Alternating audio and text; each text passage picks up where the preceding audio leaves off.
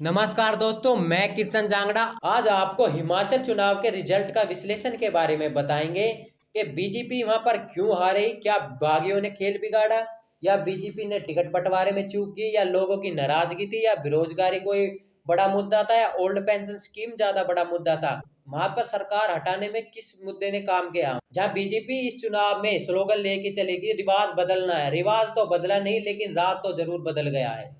पहले बात करते हैं रिजल्ट की। हिमाचल प्रदेश में कांग्रेस को 40 सीटें, बीजेपी को 25 सीटें। वहीं कांग्रेस को 43.09% वोट शेयर मिला है, बीजेपी को 42.9% वोट शेयर मिला है। बीजेपी और कांग्रेस के बीच मात्र 1% वोट शेयर का डिफरेंस है। वहीं अदर्स पार्टी को 3 सीटें मिली है, जहीं 10.3% वोट शेयर अदर्स पार्टी को मिला है। वहीं बीजेपी को पिछले चुनाव से 6% कम वोट शेयर मिला है। इसमें मुख्य कारण क्या क्या बिंदु रही आप। वहीं बीजेपी को प्रेम कुमार धूमल की अनदेखी बीजेपी को महंगी पड़ी है इस चुनाव में। वहीं केंद्रीय मंत्री अनुराग ठाकुर एवं पूर्व मंत्री प्रेम कुमार धूमल के गृह जिले हमीरपुर में भाजपा का सुपड़ा साफ हो गया। यहाँ 5 सीटों में से कांग्रेस ने 4 सीटें जीत ली, वहीं 1 सीटें निर्दलीय ने जीती, जो भी बीजेपी के हैं। क्योंकि पिछले 5 साल के दौरान नड्डा और सीएम जयराम ठाकुर ने धूमल कैंप को लगभग साइडलाइन कर दिया था। हालांकि अनुराग ठाकुर ने हमीरपुर में सभाएं की, लेकिन पार्टी को जितवा वे नहीं सके। एक बड़ा हार का कारण है बीजेपी ने उल्टा पड़ा टिकट काटने का जो दाव था। जो कैंडिडेट के टिकट काटे थे वे भी बीजेपी को उल्टे पड़ते दिख रही हैं।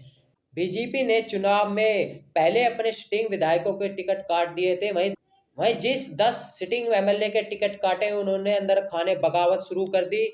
वहीं धर्मपुर सीट से 7 बार के रिकॉर्ड जीत करने वाले महेंद्र सिंह ठाकुर के टिकट काटकर उसके बेटे को दे दिया और उसको भी चुनाव हारना पड़ा। वहीं एक और मुख्य बड़ा कारण है भाजपा के 21 बागी। 10 सीटें ऐसी हैं जहां पर भाजपा को हराने में बागियों ने कांग्रेस की हेल्प की है। टिकट वितरण के बाद राज्य की 68 में से 21 सीटों पर भाजपा के बगावत हो गए थे। वहीं किन्नौर में पूर्व एमएलए तेजवंत नेगी ने टिकट न मिलने पर निर्दलीय चुनाव लड़ा और बीजेपी को हरवा दिया। एक और सीट की बात करें, देहरा सीट, जहां निर्दलीय चुनाव लड़े तो होशियार सिंह ने लगातार दूसरी बार जीत दर्ज की। वहीं एक और सीट फतेहपुर सीट है, जहां पार्टी के उपाध्यक्ष कृपाल परमार की बगावत से मंत्री राकेश पठानिया को हार गए। वहीं कुल्लू और मनाली सीट पर भी भाजपा के बागियों ने कांग्रेस पार्टी को जितवा दिया। वहीं नालागढ़ सीट पर बीजेपी के बागी ने पार्टी को हरवा दिया। वहीं चंबा सदर सीट पर बागी ने भाजपा का खेल बिगाड़ दिया।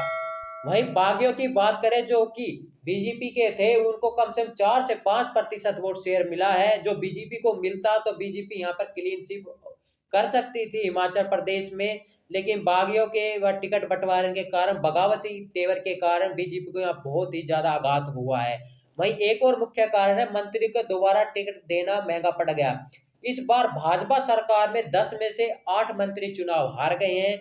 लेकिन चुनाव हारने वाले मंत्री में सुरेश भारद्वाज, रामलाल मारकंडा, वीरेंद्र कार, गोविंद सिंह ठाकुर, राकेश पठानिया, डॉक्टर राजीव सैजल व सरविन चौधरी व राजेंद्र गर्ग शामिल हैं। वह सीएम जयराम ठाकुर और विक्रम ठाकुर और सुखराम चौधरी ही चुनाव जीते हैं। वैसे हिमाचल प्रदेश में ये पहली बार नहीं हुआ है कि बड़े बड़े मंत्री चुनाव हार जाते हैं। ये सिलसिला लगातार पिछले 20 से 30 सालों से चलता जा रहा है। आज चुनाव में जिस पार्टी की सत्ता होती है उनके लगभग लगभग आधे मंत्री तो चुनाव में हार ही जाते हैं। एक सबसे बड़ा जो हिमाचल प्रदेश में सबसे बड़ा मुद्दा था वह ओल्ड पेंशन स्कीम का मुद्दा था। हिमाचल में कुल लगभग 2.5 लाख कर्मचारी है, यानी कि हर दूसरे घर में कम से कम एक सरकारी कर्मचारी जरूर है।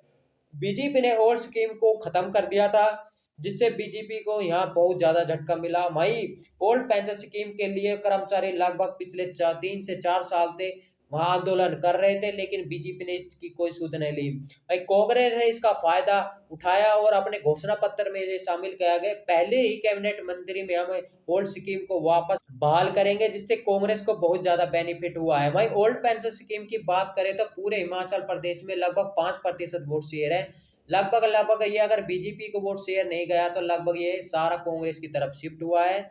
और एक और मुख्य कारण है कांग्रेस के लोभ लुभाने वादे। कांग्रेस के 10 मैनिफेस्टो लोभ लुभाने वादे के बारे में बताएंगे।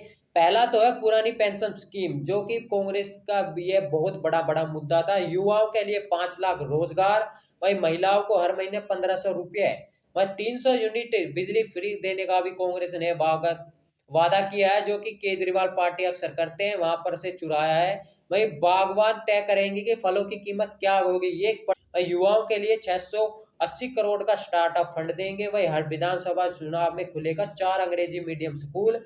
वही मोबाइल क्लिनिक से हर गांव में मुफ्त इलाज की भी घोषणा की है कांग्रेस ने। वही पशुपालकों से हर दिन खरीदेंगे कि 10 लीटर दूध।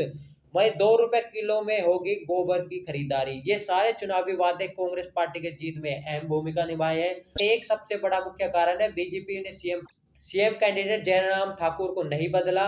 जैसे उत्तराखंड में बीजेपी ने पूरे कैबिनेट और सीएम सभी को बदल दिया था, गुजरात में बदल दिया था। अगर बीजेपी ऐसे बदलती तो उसका बहुत बड़ा बेनिफिट मिलता मिलता मिलते हैं एक नेक्स्ट टॉपिक में। तब तक के लिए चैनल को लाइक और सब्सक्राइब करना ना भूले। जय हिंद, जय भारत।